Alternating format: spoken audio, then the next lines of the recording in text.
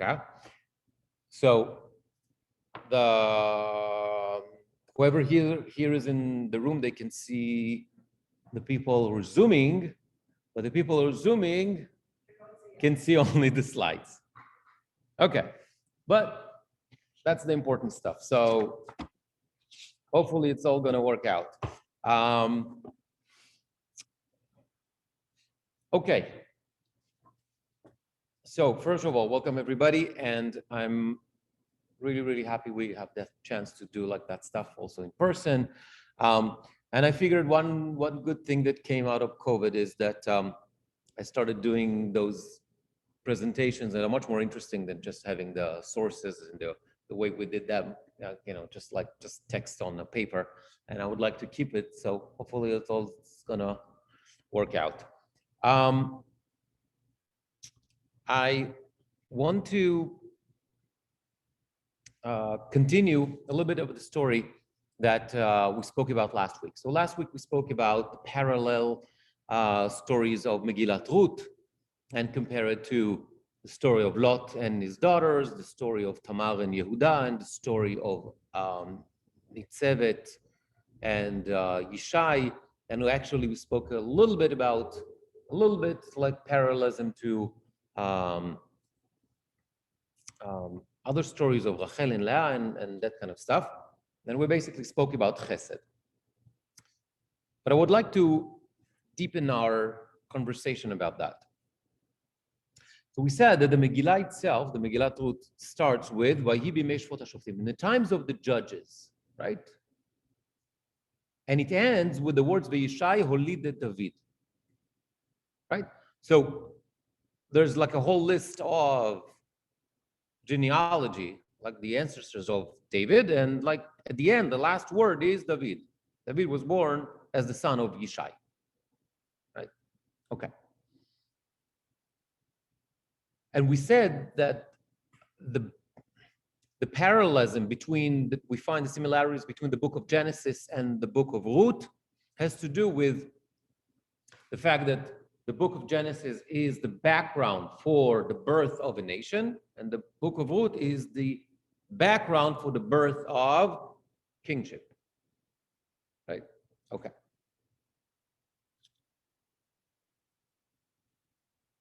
We said that also the Megillah itself, Megillat Ruth, is full of chesed. Right? And we spoke about that at length last week, that the whole theme is chesed. The word chesed actually appears 3 times in the Megillah. Okay, the 3 psukim that talks about the word chesed specifically.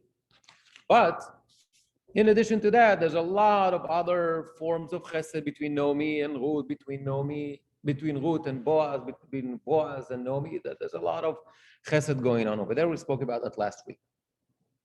Fine.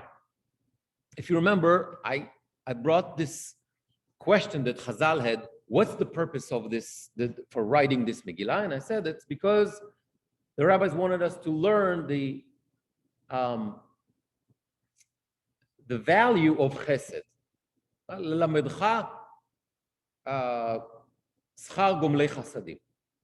Right? To teach us the value of chesed and why this is, right? That was the premise of why the Megillah was included in the Tanakh. What I'd like to suggest is that the chesed does not end with the Megillah itself.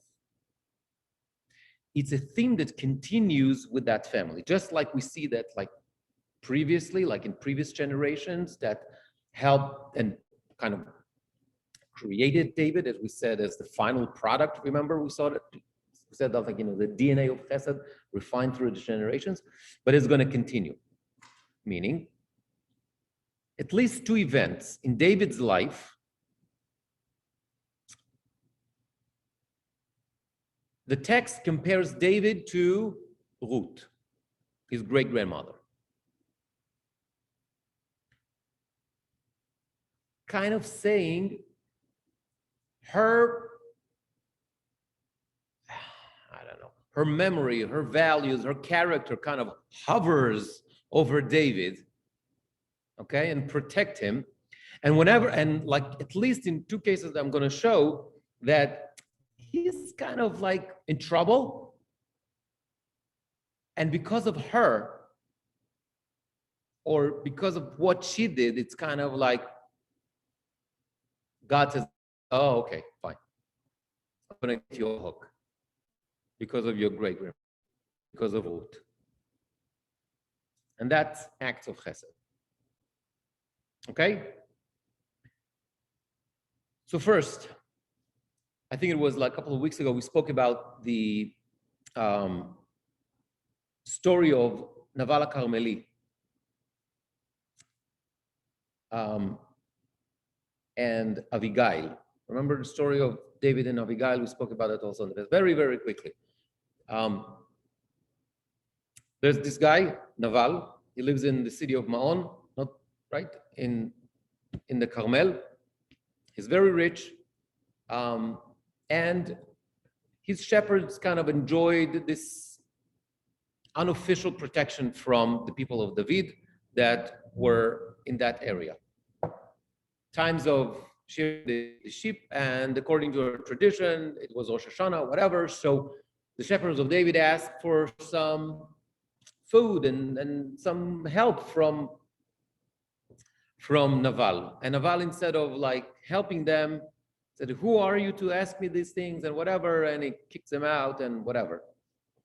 And David is like, says, "You know what? I'm going to kill them all, Naval and all of his family, and that's it." But Naval was married to a very smart lady, Abigail, and she decides to, work it out. So she takes like food and whatever and all that stuff, packs on the donkeys, going to David. Her husband doesn't know about that. And she meets David on the way, and she tells him, she basically begs him and shows him that is for his own interests to take the present, to take the goodies, and just like don't do any of that stuff. You don't want your name and to be associated with a murder. It's not good for you. It's not good for your future.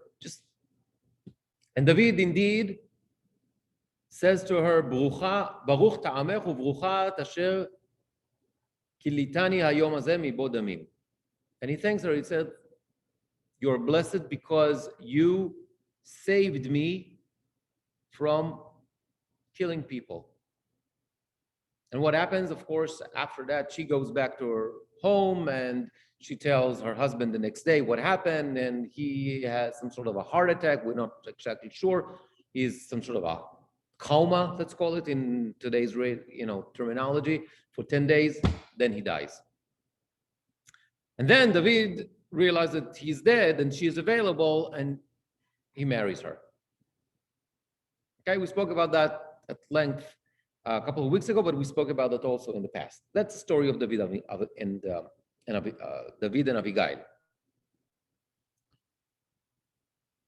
But what I'd like to suggest that we're going to see are similarities here in that story.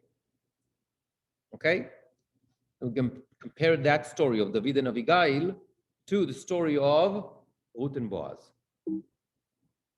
If I can, yay, it works. Let me just move. No, don't go there. I just need to move this so we can see.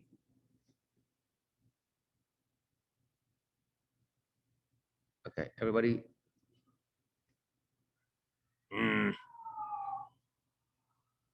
Yeah, that's not fair. They're making me work on a Mac. Yeah, I know, but okay, fine. I hate working on a Mac. Okay. In both stories, we see that term, vatipol al paneha. So the two women express their respect in the same way.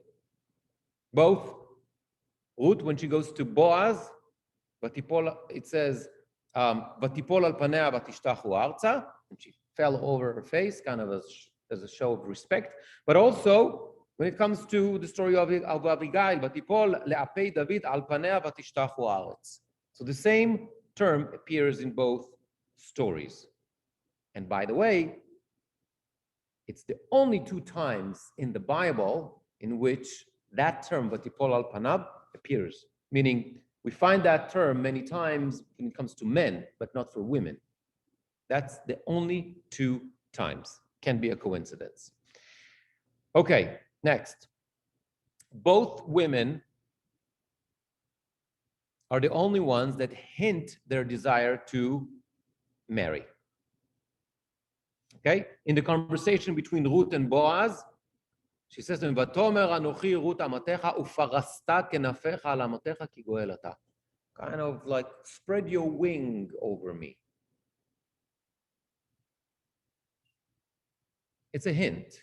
Marry me. Okay? And Abigail says to David, "Vaya ki yaseh Adoni kechol asher diber atov alecha v'tziva lenagid al Yisrael." Okay, God is going to do all that stuff for you, and you're going to become the king. V'zacharta et amatecha, and you will and please remember me. What does it mean, remember me? The story is going to be over by then. Now, remember me, that means please take care of me, because because of what I'm doing with you, I'm going to have nothing later on. Okay. Next. In both cases, the man blesses the woman with the same language, Berucha at. You are blessed. Berucha at l'Adonai biti, that's what Boaz says to Ruth. And also David says to Abigail, Uvaruch ta'amech uverucha at. It's almost the same language. And these are the only times in the Bible as well that we see that term. So it can be a coincidence. Guys, like, you're very far. If you want, somebody wants to move a little bit closer, that's fine. Okay. Then both stories end up with marriage, right? Boaz marries Ruth and David marries Abigail. Not only that, both women were married before. So for both of them, it's second marriage, right? Abigail was married to Naval, Ruth was married to Machlon. You can say even like another thing, that they're both widows also, okay? And then there's an interesting term also. It's only two times in the Bible in which we see that term, velo tachlimuha, okay? Boaz says to his, to the workers, he said, velo tachlimuha. Lachlim is to embarrass, to shame somebody. So he said, like, you need to treat her nicely, that particular lady. Okay? And also when it comes to the story of David and Naval, right? It says, velo hechlamnum, velo hechlimanu. When the description of how the people of David treated us, meaning the shepherds of Naval, they treat us really nicely. So there's no reason to be nasty to them, right? Okay. Both stories are taking place during festive times. Festive times, not a holiday, but festive times financially. The time of the harvest, in the story of Ruth, and the time of shearing. This is where they made their money. Okay, next. In both cases, the meeting between that man and woman is discreet. Right? Abigail, she does like the whole thing. She runs away from Naval. He doesn't know that his wife went to meet David. And in the story of Ruth, she comes to him in the middle of the night. And he tells her, stay here till morning and whatever, and so nobody will see you, blah, blah, blah. Okay, next one. We see the same language also, vatered, to go down or to, descend. That word is found in both stories. Vatered hagoren, that's in the story of Ruth, right? She went down. I guess they were in an elevated place or whatever. Vatered hagoren, and also veyoredet beseter ahar.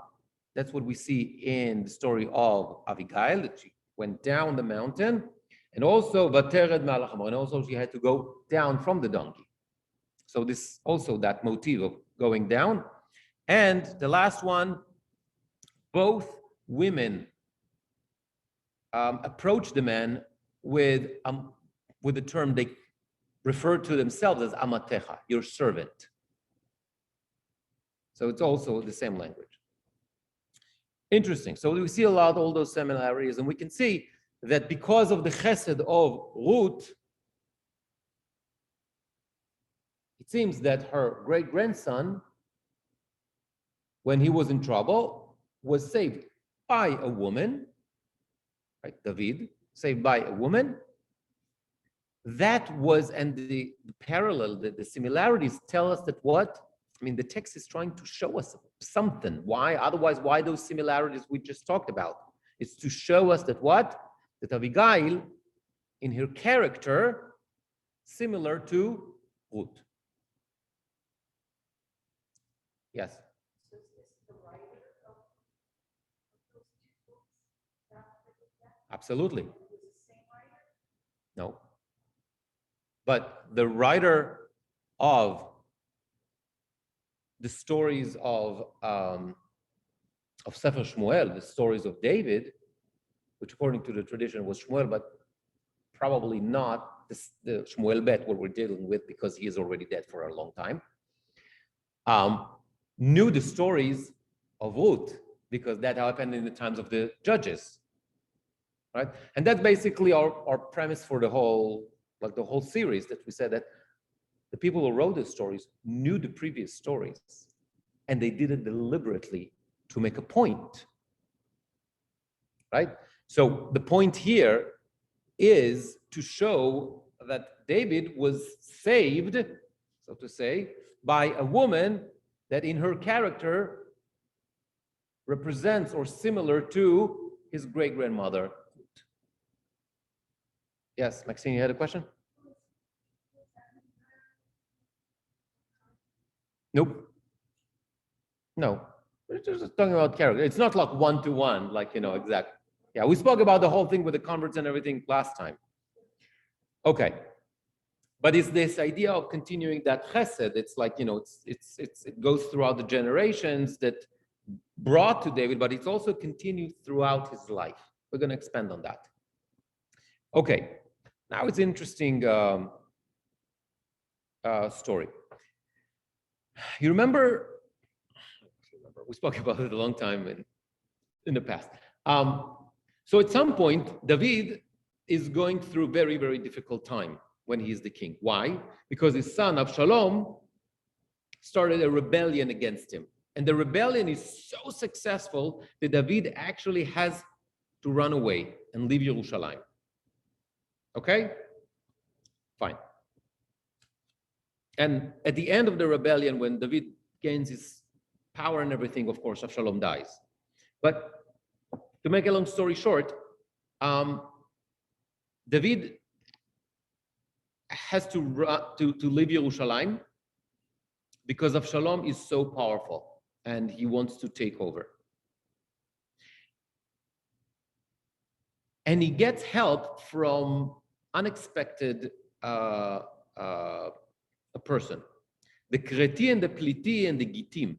These are non-Jews that had good relations with David as a king, and they decide to go and help him. And they say, we're with you. And David says, at Itai Hagiti was the king or whatever, the ruler of that group, 600 people. And he said, Lama telech gam ata itanu? Why are you coming with me? It's dangerous. What do you need this trouble? You're not even Jewish. Why are you helping me? Right? And Itai it says, I'm with you till death. I'm loyal to you. Okay. And here too, in that story, we can find similarities to the story of Ruth and Naomi. If I can switch, here we go. Both cases, we're talking about a person. Okay, I guess it's a nice picture, but whatever. People on Zoom, they can see the picture, like the whole slide. We kind of, whatever. In both cases, we're talking about a person who is in a difficult situation, and he presumed that that situation is caused by God.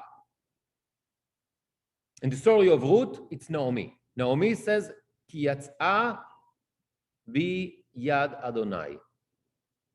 Naomi says, God is doing this to me. Right? The fact that her sons died and her husband died and the whole thing. Right? And she's in a difficult situation, Naomi. Beginning of the story, right? And David, it's the same story. And David says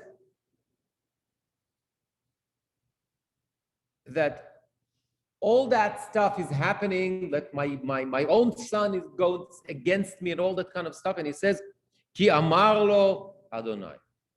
At least he believes that God told him to start that rebellion against me.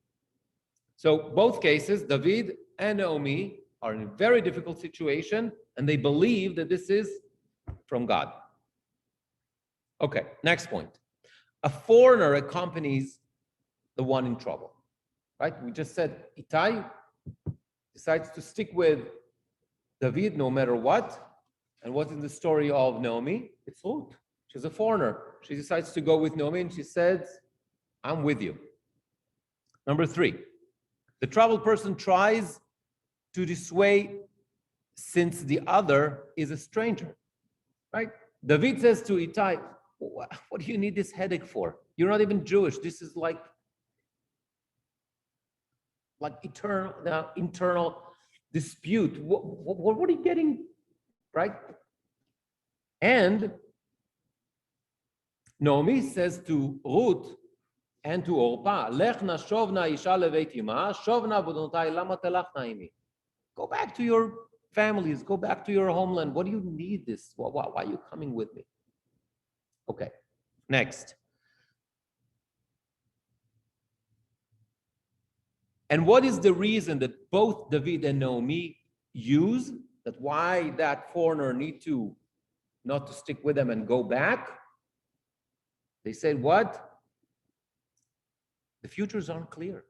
I don't know what's going to happen. So what do you need it for? Okay? Both Naomi says that. And she said to them, Shovna b'dotai, ki zakanti miyot leish.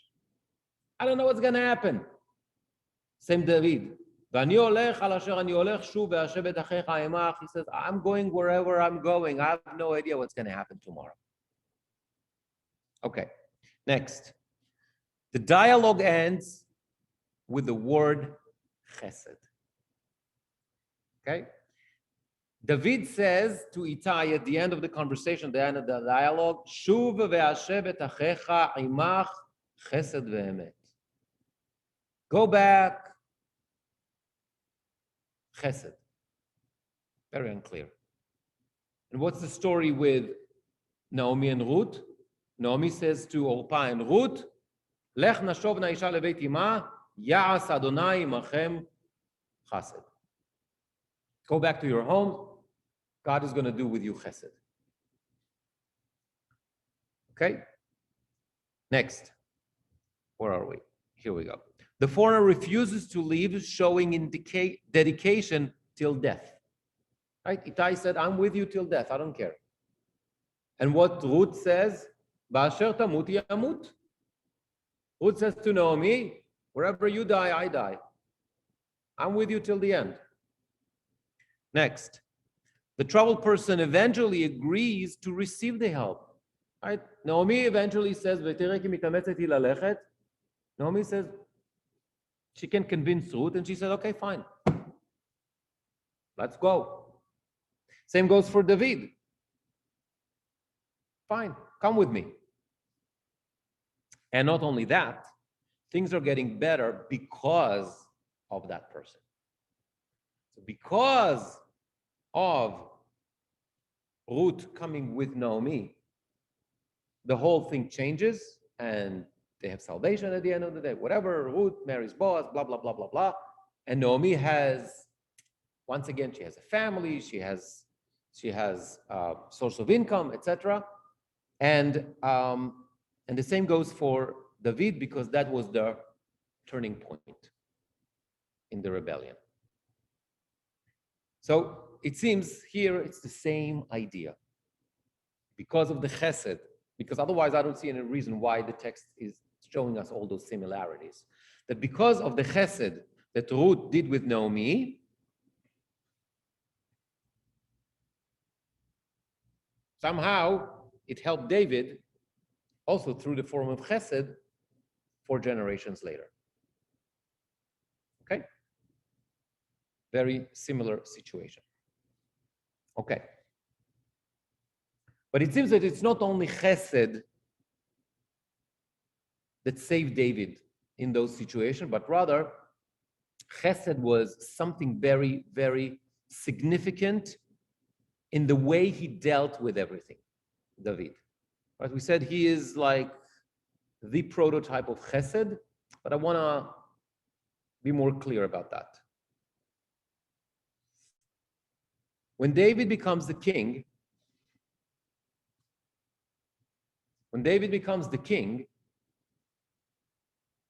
of Yehuda, he's not even yet the king of the entire nation.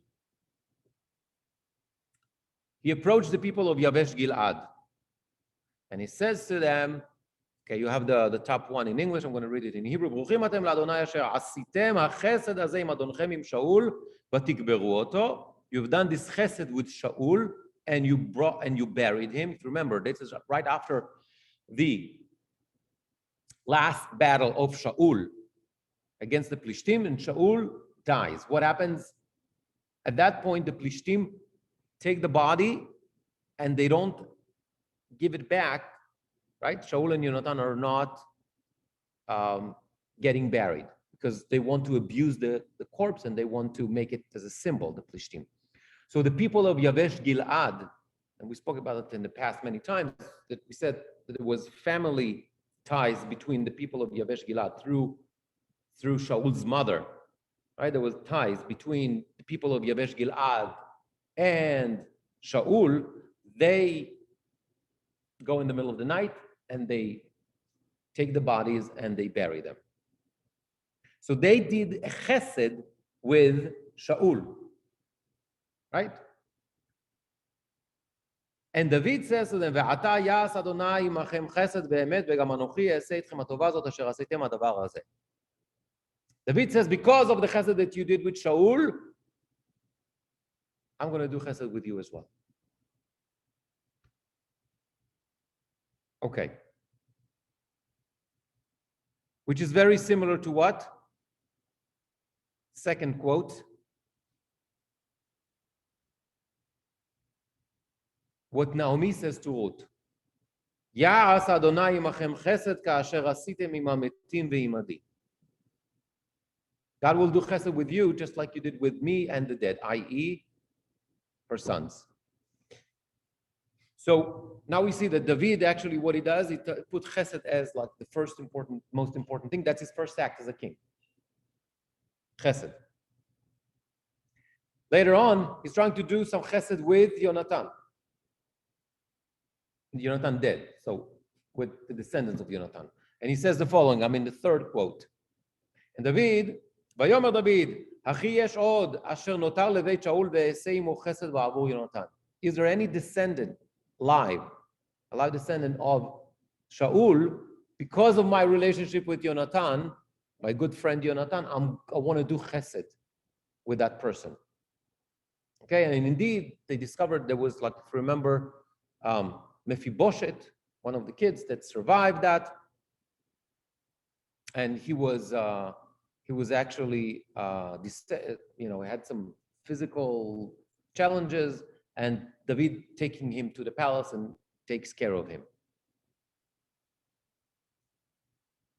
Okay. Next. This is an interesting story.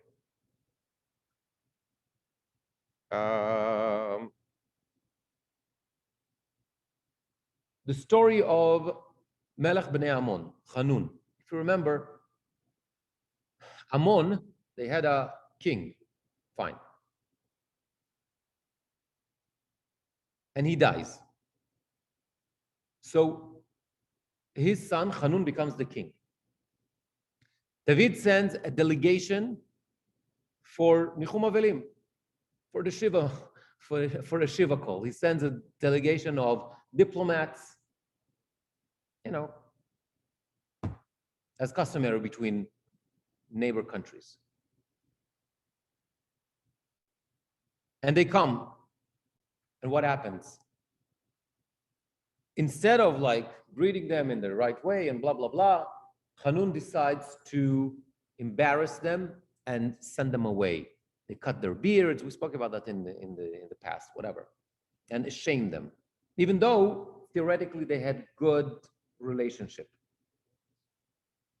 But the point is that he thinks he's doing chesed. He says, "Vayomer David, e'aseh chesed im Hanun ben Nachash, kasher asa aviv imadi chesed." He said, his father did chesed with me when I needed refuge. So I'm going to do chesed with his son when he's sitting Shiva. No, he's not sitting Shiva. He's from Ammon, but whatever. In that point, it didn't work out. It didn't work out. Why? Because it seems that David does chesed with the people who are not worthy of dealing with chesed, which is very, very, very important. Chesed is something that is part of who David is. And because it's part of who he is, he can't, I'm trying to do it in a PC way, he can't think of himself owing somebody something, a favor. He needs to pay back. Objectively speaking, in that particular story of Naaman, that was a mistake. Why was a mistake? Because he didn't see the limitations of chesed. If you remember, last week we spoke about that, and we said there's negative chesed and there's positive chesed. Chesed is when I break through the taboos. I do the extra, something that I'm not obligated to do.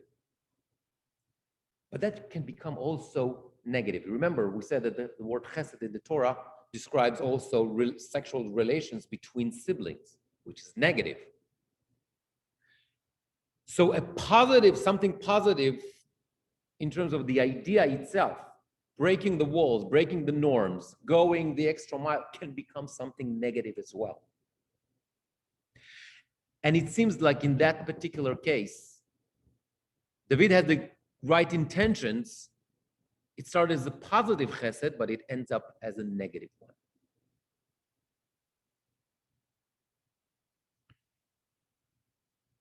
Okay. And then the last example, it says, "Velivnei Barzilai Agiladi." This is David just before he dies. He speaks to Shlomo, to Solomon, to his son, and he gives him last things before he dies. He said, "Velivnei Barzilai Agiladi ta'aseh chesed v'ayu b'ochlei shulchanecha." You need to do chesed with the people of Barzilai, the family of Barzilai. Why? Because they helped me when I ran from Avshalom. Right? That rebellion that we mentioned about 5 minutes ago or so. So from all that, what we see is that David sees chesed as the most important value, something that he received from his great-grandmother, from Ruth. And not only that, he tries to teach that value to his children, specifically to Solomon.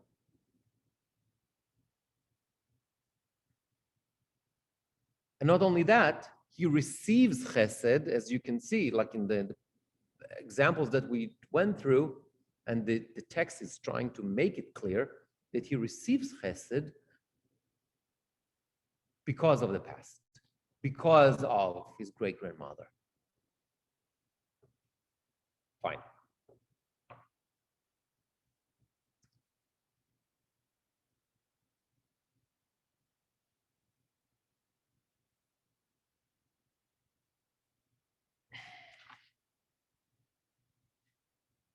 So David emphasizes this idea, somebody did chesed to me, I'm going to do to him.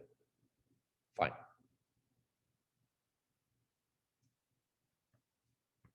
I'm moving to the next episode. When David wants to build Beit HaMikdash, right? And Natan HaNavi tells him, you're not going to do that, right? You have blood on your hands, you're not going to do that. Your son is going to do that. But at that time, God, through the prophet Natan, says to him, what? You're going to have the kingdom forever and ever. And that type of promise that the monarchy, the kingship is going to stay with you and your family forever, that's called chesed. How do I say that? Because it's in the text itself. I'm not making this up. The text says, you can see in the, I'm going to try to move that a little bit. Let's see if that's going to work. Okay, we're in the black quote. Here you can follow in the English if you want.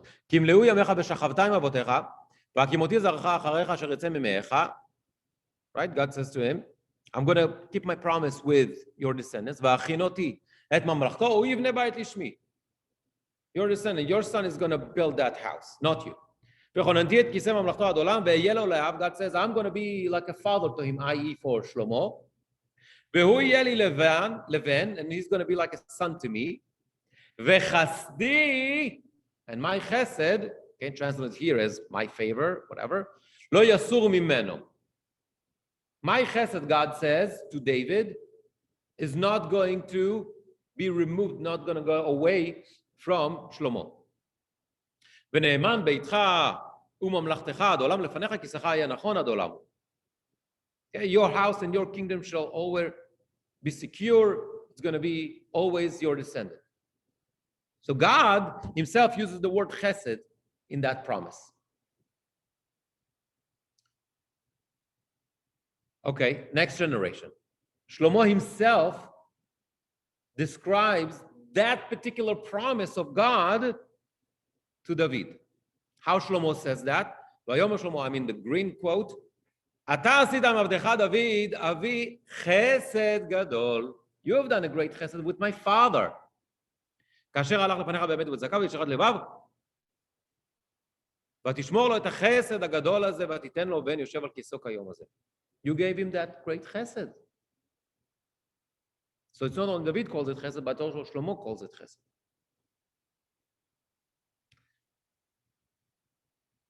Fast forward, actually not fast forward, fast backwards, David, in one of his mizmorim, in Tehillim, says the following. This is the pasuk that we quoted last week, right? כי אמרתי עולם חסד ייבנה. And David here complains, and he says, God, you violated that promise, the promise that you gave me. You violated it. Listen to this. I'm in the, whatever, the brown quote. I'm just going to move this up. So if you want to, if you want to follow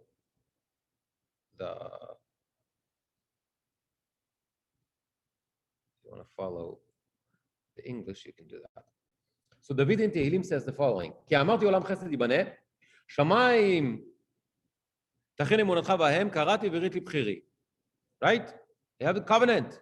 You, God, said we have this deal, you and me. ברית, covenant. נשבעתי לדוד ביד עולם אכין זרעך. You told me, you, God, you made a promise to me that David Avdi, my servant David, אכין זרעך. Your descendants, ad olam, going to be the kings for ad olam forever. ובניתי לדור ודור כיסך, וחסדי לא אפילו ממנו, and you're not going to remove your chesed, God, i.e. promise, from me and my descendants. ולא אשקר באמונתי, ואתה זנחת ותמאס, but you, God, You violated that promise. התעברתי על משיחך, נערת ברית עבדיך, חיללת לארץ נזרו. You violated all that. These are your promises to me, God.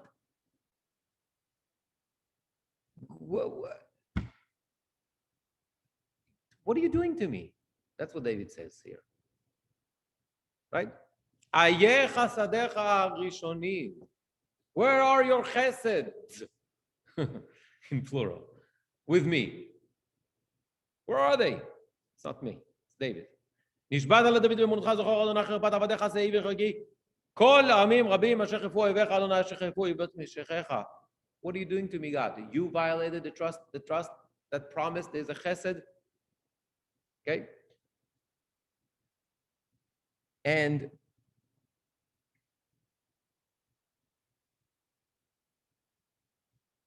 so the point is that this idea of malchut chesed, meaning the kingship forever, is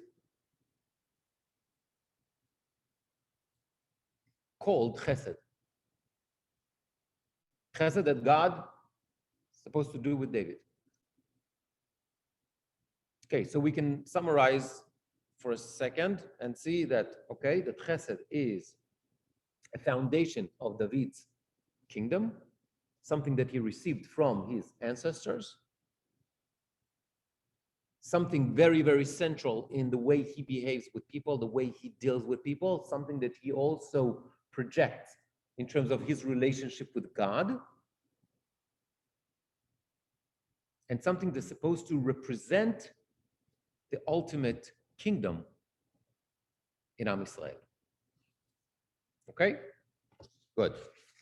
Next. Goes deeper. I want to jump into a story that we spent a lot of time in the past, just like in 2 sentences and summarize it. Story of David and Bathsheba.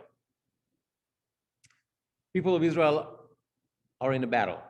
David, at that point, is not in the battlefield, he's in Yerushalayim. Okay, the soldiers, the generals, whatever, are running the show, Yoav, etc. David is in Yerushalayim. One day, he sees a beautiful woman taking a bath on the roof, and he asks around who that woman. He realizes the information comes back that she's married to Uriah. Uriah was not Jewish, but he was a general in David's army.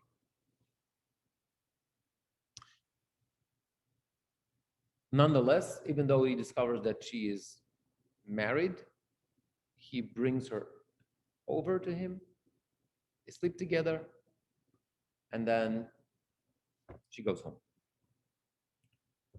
After a while, he learns that she's pregnant. She tells him, I'm pregnant. Now he needs to find a solution. So he calls her husband from the front line, and he says to him,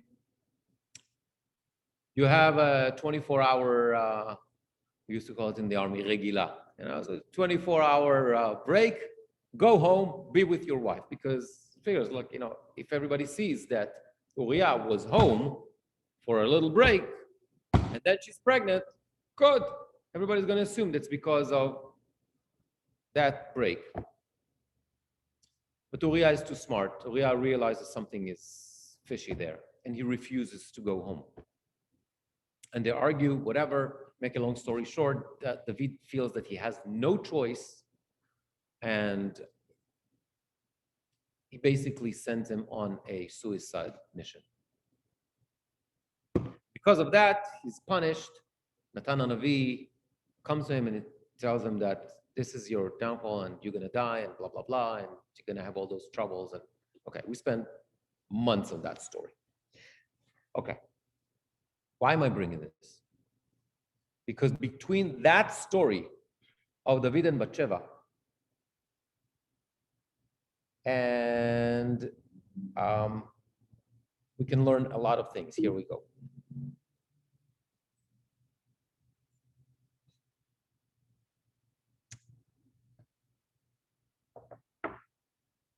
I'm going to compare that story of David and Bathsheba with another story that we dissected so many times, Yehuda and Tamar.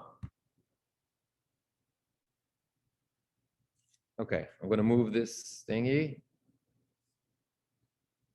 Okay. I'm sorry. I apologize for the, painter. Let's see. Okay, it's even better. See, learn new things every day. Okay. Story of Yehuda and Tamar, everybody remembers. We spoke about it also last week, so there's no reason to go back to that. Okay. Many similarities. Both stories we're talking about sex out of the marriage. Right? Yehuda and Tamar are not married to each other, obviously, and also David and Bathsheba are not married to each other. So we're talking about relations outside of the marriage. Number two, both women, the root of kadosh appears in that description of that woman. In the story of Yehuda and Tamar, she is called Kedesha, Ayeh Kedesha, right? He goes trying to find her the day after, and she disappeared, Tamar, right? She's called Kedesha, prostitute. Okay? We said many, many times that the root kadosh is what? To separate. So somebody who's Kedesha, she is separated from society because of whatever she does. Right? So kadosh is not only holy. Holy is a Christian translation. Kadosh is separated. Sometimes you achieve holiness because you're separate. But sometimes you are in a different place because you're separated. Okay, so kadosh means to be separated, not necessarily holy. Yeah? Okay. And what about, how many names? Bathsheba. Bathsheba, in the description it says, mitkadeshet mitum'ata. When David sees her, she's mitkadeshet. Mitkadeshet, that means she was just right after her period. So she just had whatever. All right, she was just at the mikveh, or whatever they had back then. Okay, mitkadeshet. So it's the same root. Next point. The result in both unions was a pregnancy of a boy, right? Okay. Both men wrongly sentenced someone to death. If you remember, what was the story in Yehuda and Tamar? Yehuda, once he discovered that Tamar is pregnant, he says, "Hotzi'ua v'tisaref." She needs to die because she was unfaithful to our family. What is in the story of David and Bathsheba? Well, he sends her husband to die. Next, both women indirectly inform they're pregnant. Tamar says, "Laish asher elelo anochi hara." She doesn't say, "I'm pregnant from you." She says, "I'm pregnant from the person who is the owner of those items." So she hints. Same goes for Bathsheba. She does it through a messenger, so it's indirectly. Both men eventually admit in their sin. Right? Yehuda, when he discovered like the whole story, he said, "Tzadka mimeni." I was wrong, she was right. And he confesses that publicly. What about the story of David? After Natan HaNavi comes and gives him the whole Musar spiel, he said, "Chatati l'Adonai." I've sinned. Right? Next.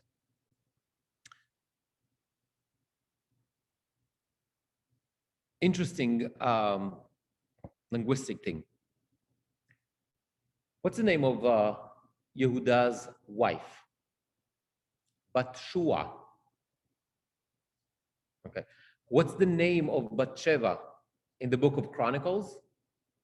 When that story is brought in Chronicles, Bathshua. Think it's a mistake? I don't think so. I don't believe in coincidence, and I don't believe in mistakes in the Bible. Okay.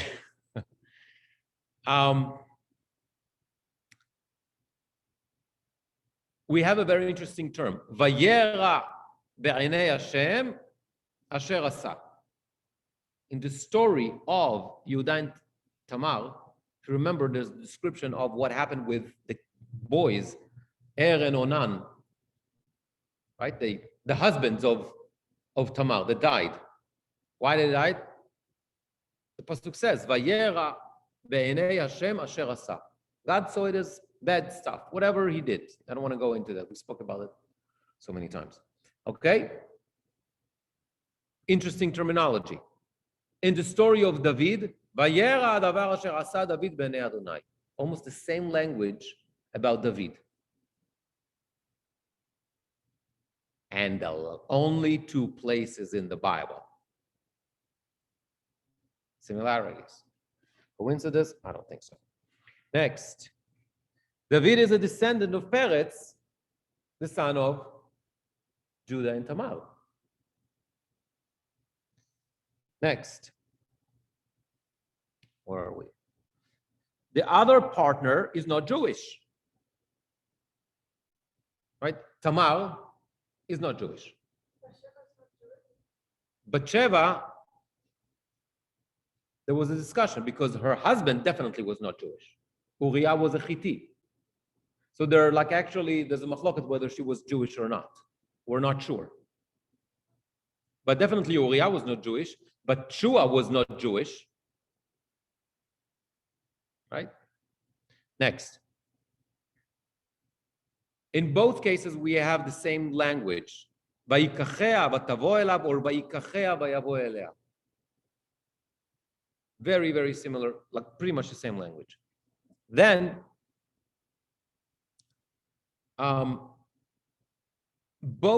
it's interesting, both women have what we call the zikah. They're tied in some sort of a formal connection to somebody else, right? Bathsheba, it's easy, she's married. Right? What is the story of Tamar? Tamar is what we call Shomeret Yabam. Right? She was promised to the third son. She's supposed to have Yibum, leverage marriage. So she can't go and do whatever she wants because she is in the waiting room.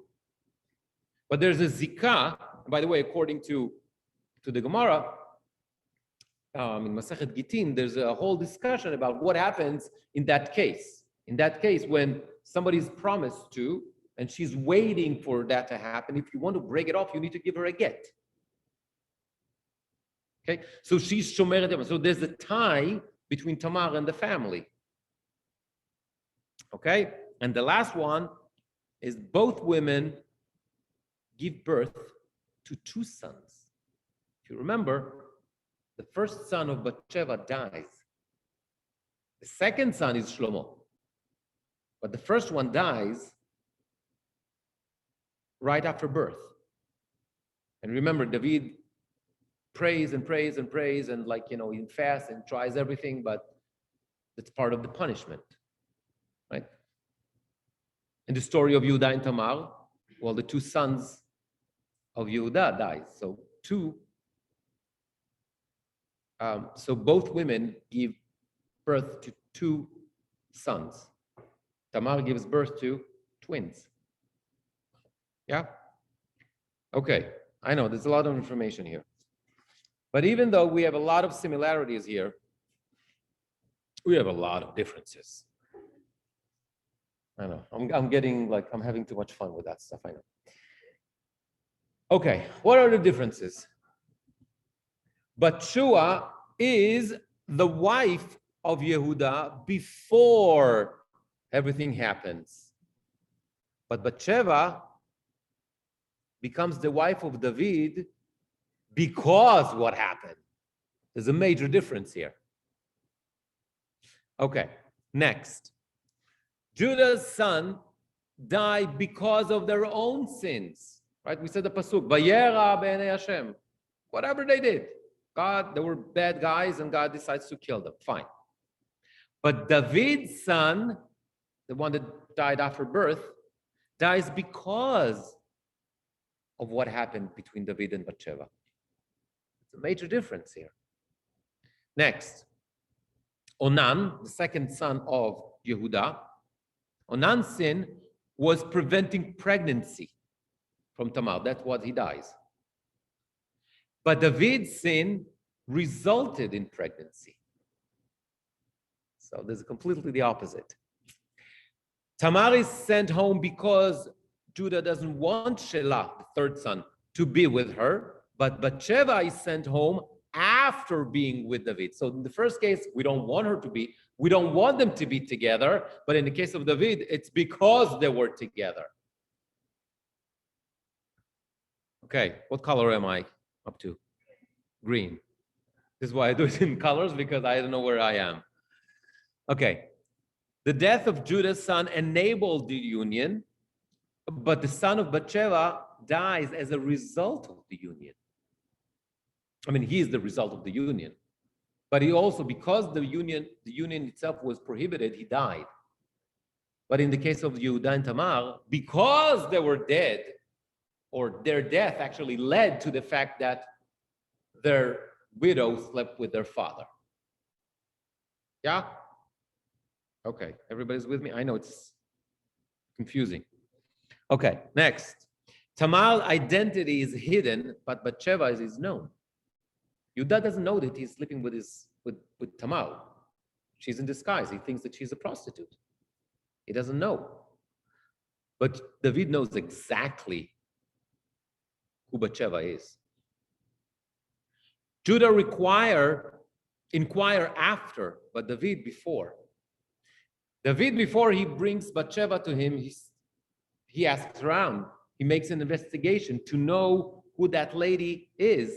Nonetheless, even though he got the data, he decides to bring her over.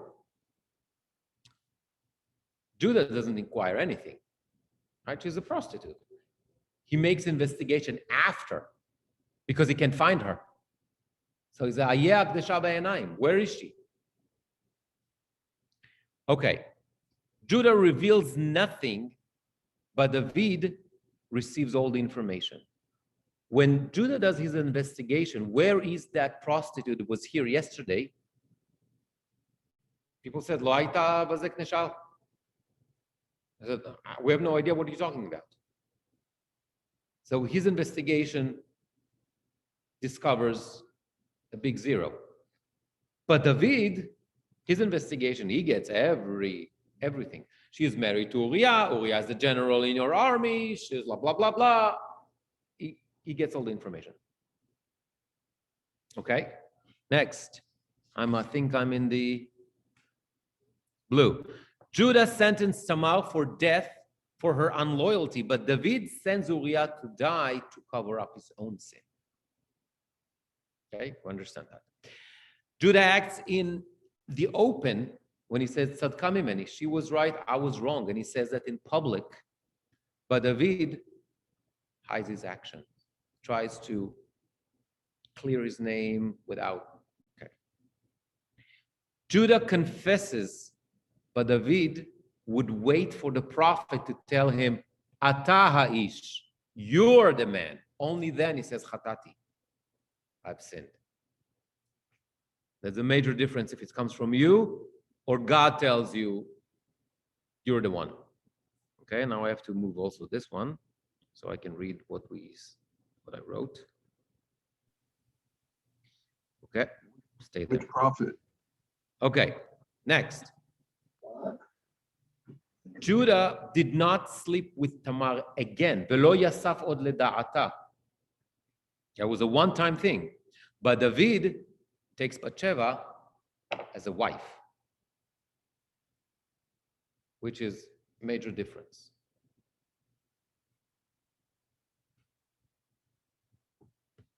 Okay. Which shows us what? I mean, yes, the similarities is to show the connection, but sometimes we said in the beginning that sometimes it's to show that it's similar, but sometimes we actually try to highlight the differences, right? Sometimes you compare apples to oranges, but sometimes you take two types of apples and you show, oh, this is green, this is red, and it's different.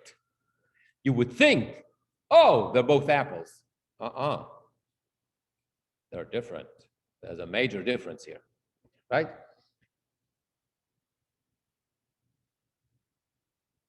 And what is the purpose here? If we compare David to Yehuda here, is to show that David is really acting the wrong way compared to Yehuda. That's the bottom line. That's what we're trying to show here. Okay? And also Bathsheba comparing to Tamar. Tamar did what she thought was right for the purpose of perpetuating the dead, continuing the family. Let's call it the mitzvah. Bathsheba, she just wanted to be with the king while she's still married.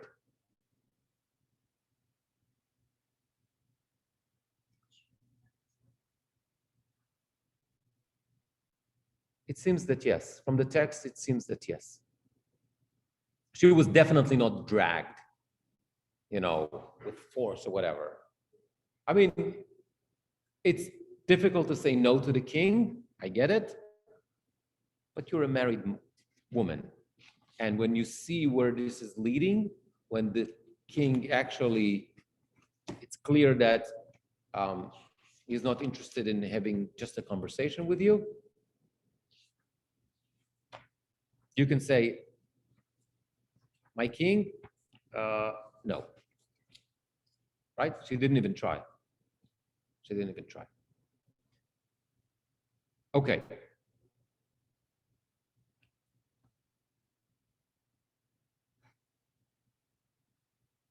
Okay.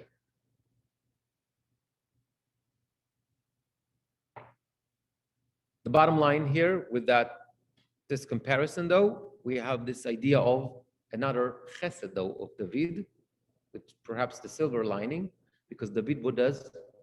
He takes Bathsheba as his wife. And he does that even though he doesn't have to. Why does he do it? Because he feels responsible for her. So he's not after the fact. He's not taking advantage of Uriah's death, but rather he's trying, and that's what we said last week, he's trying to create a tikkun for the sins that he committed. Excuse me. Yes. Hi, in the orange, Judah confesses, but David would wait. You mean the prophet, not the prophet. Correct, the prophet, not the prophet. You are correct. Thank you. Okay. Okay, I'm going to move to the next thing. And if you remember, when Natan HaNavi comes and rebukes David, he says to him the following. Oh, here we go. I'm in the gray quote, okay? So you can look at the English. I'm going to read the Hebrew. I'm just going to move this here. כה אמר אדוני הנני מקים עליך רע מביתך ולקחתי את נשיך לעיניך ונתתי לרעיך ושכב עם נשיך לעיני השמש הזאת כי אתה עשית בסתר ואני אעשה את הדבר הזה נגד כל ישראל ונגד השמש. Just like you did this in the open, in hiding, that is going to happen to you, but in public. And guess what? I'm going back to the rebellion of Absalom. That's exactly what happened. Part of the rebellion of Absalom, what happened? Absalom, look at the, whatever call it, the maroon box here. ויתו לאבשלום האוהל על הגג, ויבוא אבשלום אל פלגשי אביו לעיני כל ישראל. Absalom sleeps with the concubines of his father David as a symbolic way to show I'm the king. If he takes the queen, or whatever, concubine, means he is the king.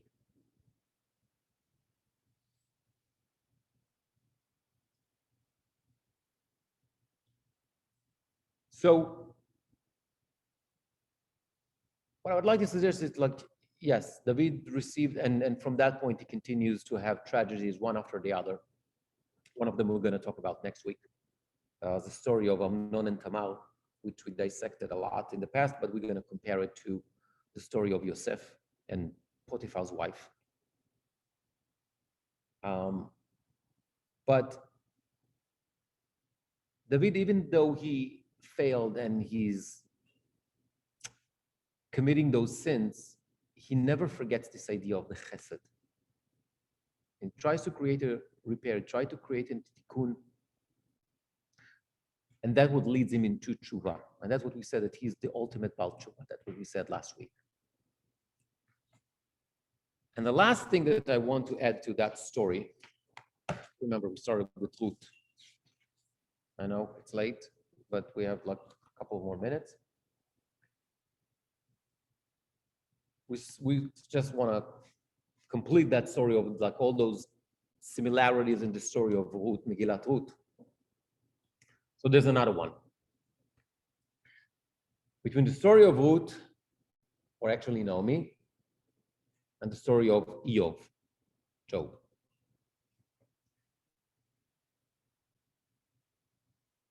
Okay, you got to see the art here.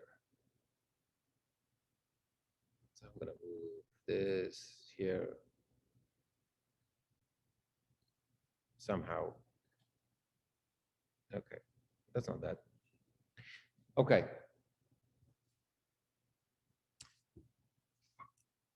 Let's go into that very quickly. Okay, everybody remember the story of Job, right? A person that has everything, and because of, let's call it godly intervention, loses everything. And pretty much the whole book is a discussion about tzaddik v'ra lo rasha b'toro, meaning why bad things happen to good people. That's the whole discussion of the book. And then eventually at the end, he remarries and he has children and restore his wealth and everything. Okay, and we spoke about that in the past. There's like a whole dispute whether that story even happened or it's just allegory, whatever, doesn't matter. It's part of the Tanakh. We're going to deal with that as part of the Tanakh. In both stories, Ruth and Job, we're talking about somebody who lost everything, their children, their wealth, and therefore no real chance to restore their life back, to get their life back. Naomi lost her husband, lost her children, poverty, she's got nothing. And also Job. Okay?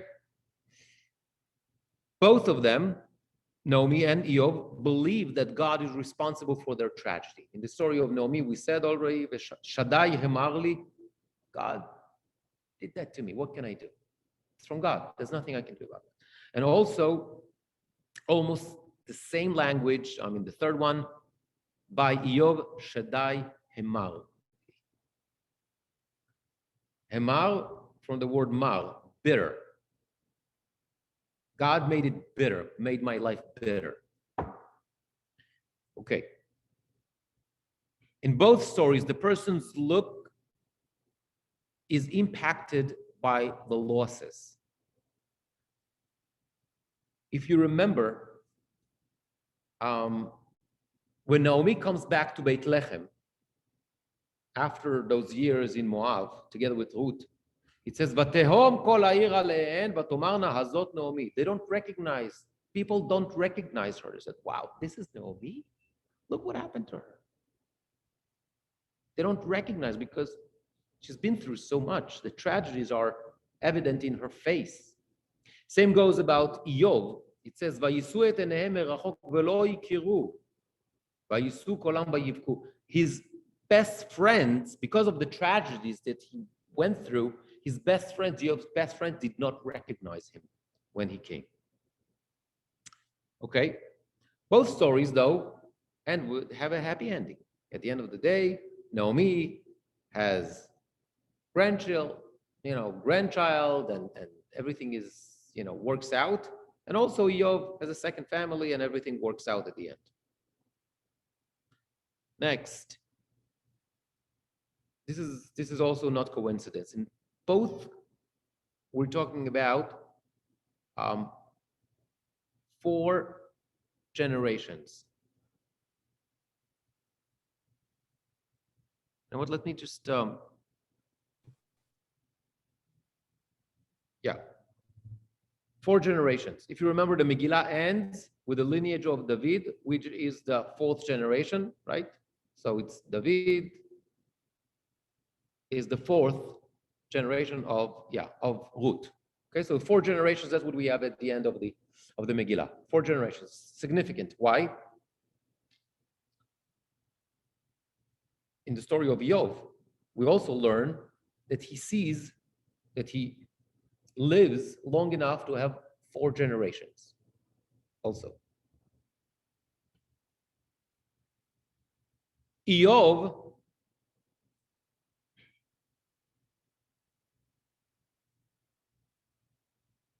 give birth, whatever, his wife, his second wife, gives birth to 7 sons.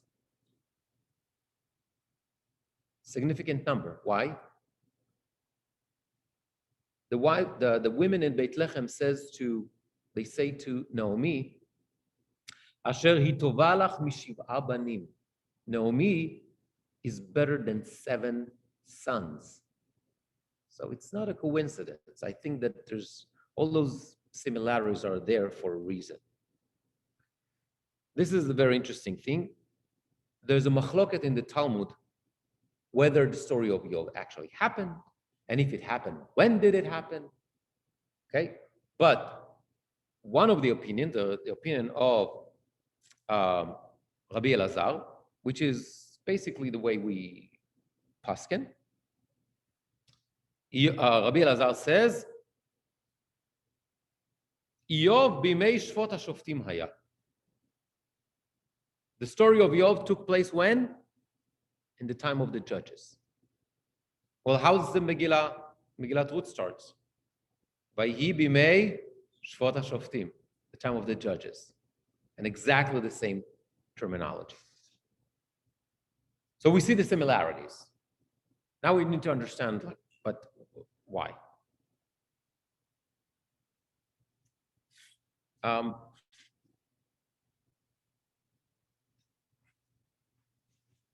Let me just stop this. Okay. Because there's something very, very different. There's something very, very different between the 2 stories.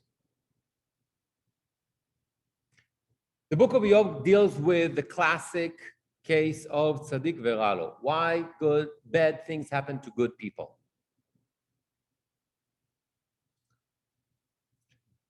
But it's on the philosophical, theoretical level only, which is very significant. Yov doesn't do anything to change his situation. He sits with his friend and they kvetch. The whole book is kvetching about what happened and accepting reality the way it is. God has to go and change the situation for Yov.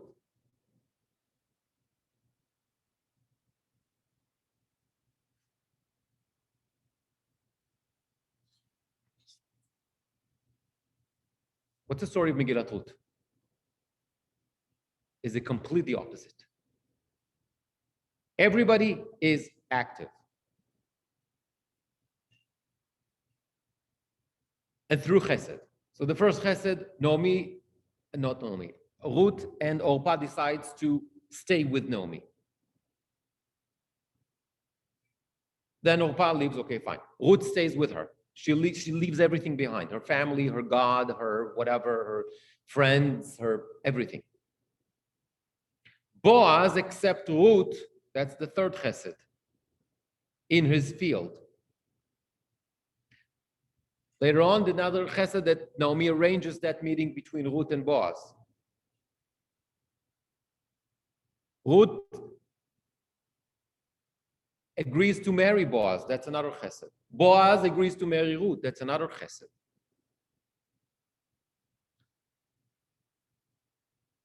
And not only that, that marriage is chesed towards also the dead. Remember? We said that. Lehakim shem hamet al nachalatot, to perpetuate the name of the dead.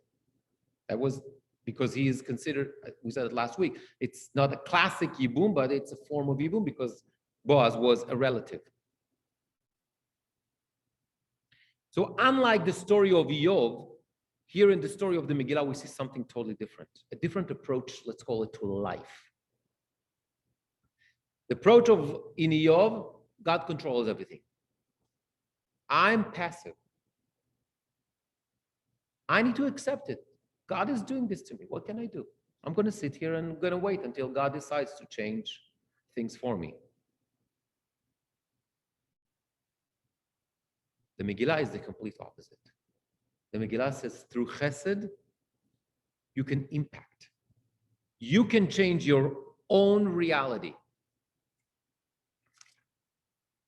And this is actually the message of the Megillah, that through chesed, through your own actions, you can change your destiny. It's also the same. The results are the same. So does it really matter? Yes, because nobody knows for sure that God is going to interfere and change things for you. And there's a midrash says the following. I apologize, I didn't put that slide. The midrash says the following: that Boaz and Ruth says the following. Listen to this. עשינו מה שגזרת עלינו, עשה עמנו מה שהבטחתנו. אין לו לקדוש ברוך הוא אלא להשקיף עם מעון קודשו ולהשלים את המלאכה. And then says, ויתן השם לה הריון בטלת בית. In other words, we've done everything we can. Now you, God, do what you can to help us and finish the job. And that's the message. It's two approaches to life. Eov says, this is reality. There's nothing I can do. It's from God. I'm going to wait until God decides to be good to me and change things for me. The story of the Megillah is also, it's all from God. I accept it, but I can do a lot about that.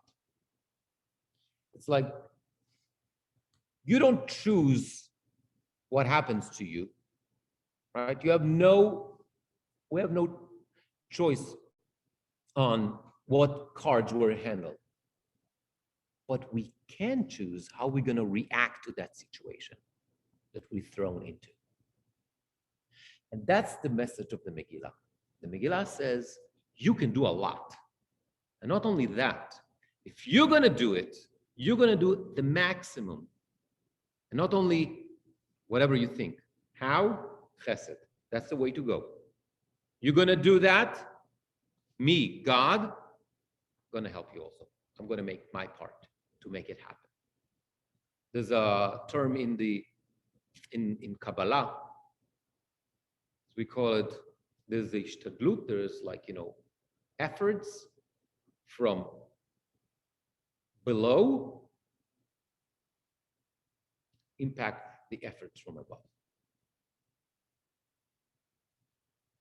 And I think this is why also here the similarities between Ruth and Eov, the book of Ruth and the book of Eov. Obviously, I don't know which book was written first, and it really doesn't matter. But there's no doubt that whoever wrote the second book, the later one, knew the first one. There's no doubt. The similarities are there. And the message is very clear. Two approaches to life. You don't decide what's going to happen to you, but you can decide how you're going to react. And that's the message of the book of Ruth. Next week, we're going to have something different. And I don't know how to do that. Okay.